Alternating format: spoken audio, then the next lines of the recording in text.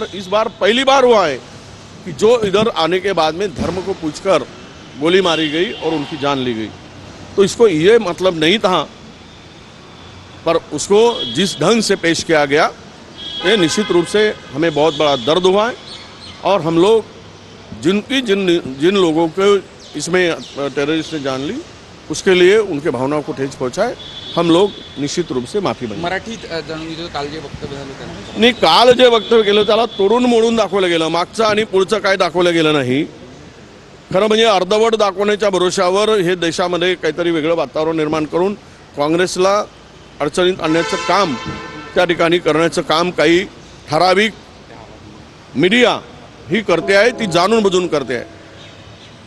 आमची भूमिका स्पष्ट आहे।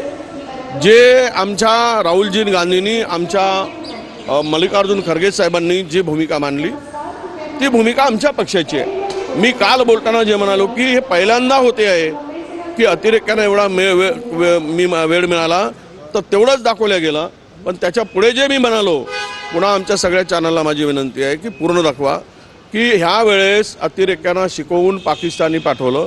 या देशामध्ये अंतर्गत यादवी व्हावी म्हणून धर्म विचारला गेला, धर्म विचारून मारला गेला आणि हा देश कमजोर करायचा, या देशाच्या एकात्मतेला, सार्वभौमतेला, अखंडतेला हा खिंडार पाडायची होती, त्यांना त्यामध्ये यश मिळवायचं होतं, म्हणून अशा प्रकारचा त्यांनी हे केला।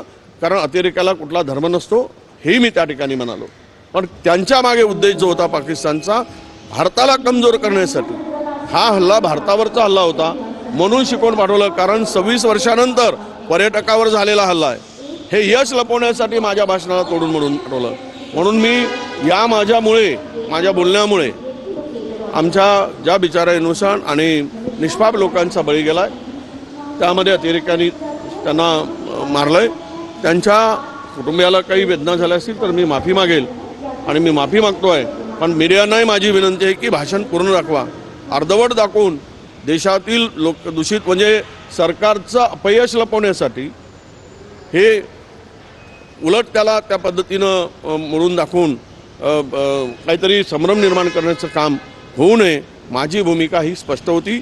अतिरेकी पहिल्यांदा धर्म विचारतायत, अतिरेकांना एवढा वेळ मिळाला, त्यांना शिकवून पाठवलं गेलं आणि या देशामधील दोन धर्मामध्ये भांडणं लावण्याचं काम आणि देश कमजोर करण्याचं काम त्या ठिकाणी त्या पाकिस्तानचा होता, असं माझं मत होतं। पाकिस्तानला पालकमंत्रीपदाचा तिढा अजूनही सुटलेला नाही आहे। तिथं आता महाराष्ट्र दिन जे आहे ते गिरीश महाजनांच्या हस्ते भोजन। आता ते पक्षाचा आपल्या त्या पार्टीचा अंतर्गत वाद आहे, आलबेला आहे असं मी म्हणत नाही। मला वाटतं की अमित शहा जी येऊन गेलेत पण तोडगा निघू शकला नाही।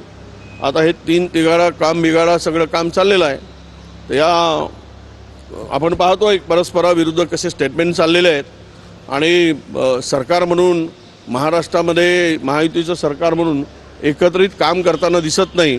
याचा अर्थ स्पष्ट आहे की त्यांना जनतेशी काही देणं घेणं नाही, केवळ सत्ता खुर्ची यासाठीच भांडणं आहेत आणि त्यासाठी ते भांडत आहेत। नरड यांना आज निलंबित करण्यात आलेलं आहे शिक्षण विभागात। काय आता ते मला वाटतं की त्याच्या ईडीचा पण प्रवेश झाल्याची मी काल बातमी ऐकली आहे। खरं म्हणजे याची उच्चस्तरीय न्यायालयीन चौकशी व्हावी। या संदर्भामध्ये जी जे काही धागेदोरे आहेत खालून वरपर्यंत